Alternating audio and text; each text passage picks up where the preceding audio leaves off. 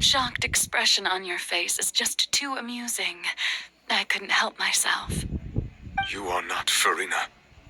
Who are you? The sweet sound of bewilderment. Marvelous.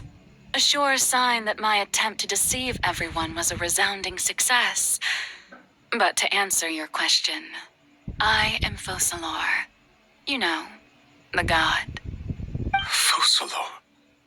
Why did you deceive us? Oh, that wasn't my goal, of course. Goodness, no. But I had to fool everyone else too, if I was to stand any chance of deceiving the heavenly principles. Deceiving the heavenly principles? It's all because of that pernicious prophecy. Dreadful, wasn't it? Everyone doomed to dissolve. Fontaine condemned to be flooded. One was not amused. In fact, one was positively bemused when that problem was thrust upon me by my dearest predecessor. That's the former Hydro Archon Egeria for the uninitiated. It hardly gets more disastrous than a preordained national catastrophe, now does it? She knew full well that the prophecy would surely come to pass.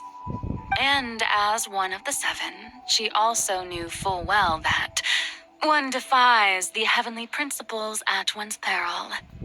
So yes, as you have no doubt surmised, it was a rather impossible situation that I found myself in. I spent a terribly long time mulling it over, alone on the ocean floor. And I was almost growing barnacles by the time I finally realized there was only one possible solution to this confounding conundrum. I had to outwit the heavenly principles, allow the prophecy to be fulfilled, ostensibly at least, while saving everyone at the same time. I'm a genius, I know. I can only assume that's why Egeria chose me as her successor. Although, looking back now, it was hardly the inheritance one dreams of.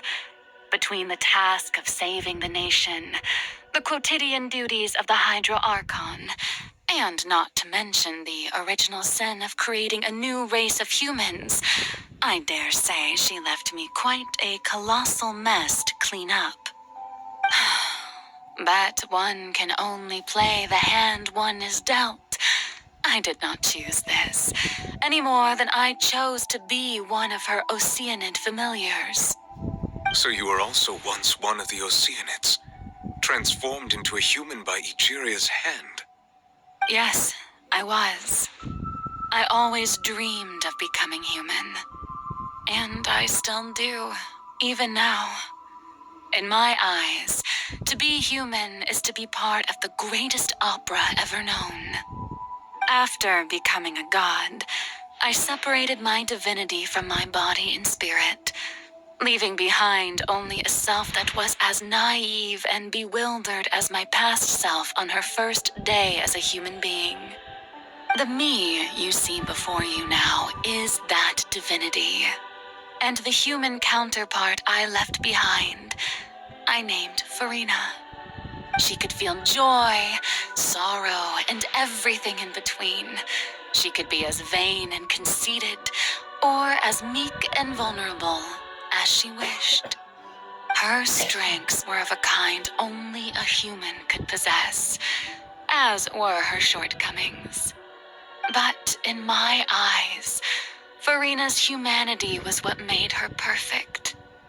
She was perfectly human in every way. The person I always wanted to be. Anyway, so then I cursed her. All part of the plan, of course. The plan to deceive the heavenly principles.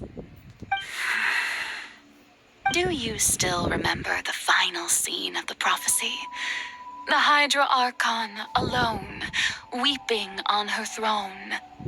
In order that the prophecy might appear fulfilled, I invited Farina to be an actress, to play the part of the Hydro Archon in the prophecy. Under the curse I placed on her, so long as I, Focalor's divinity, continued to exist, she could not die. But nor was she free to live her life in the pursuit of happiness. Instead, she was forced to take the stage in the opera house, to embrace the role of leading lady, to forever play the part of the god from the prophecy, all to create a deceitful appearance of that prophecy coming to pass.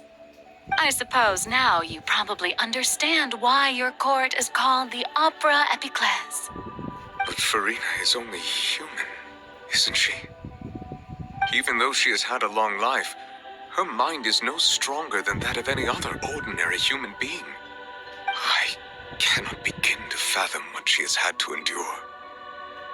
It must have been torture for her. It has indeed. And although she is, in a sense, me in human form, I most definitely owe her an apology for it. It's been 500 years, and all along, she's been playing her part in the most unimaginably long, unbearably lonely, and agonizingly painful opera of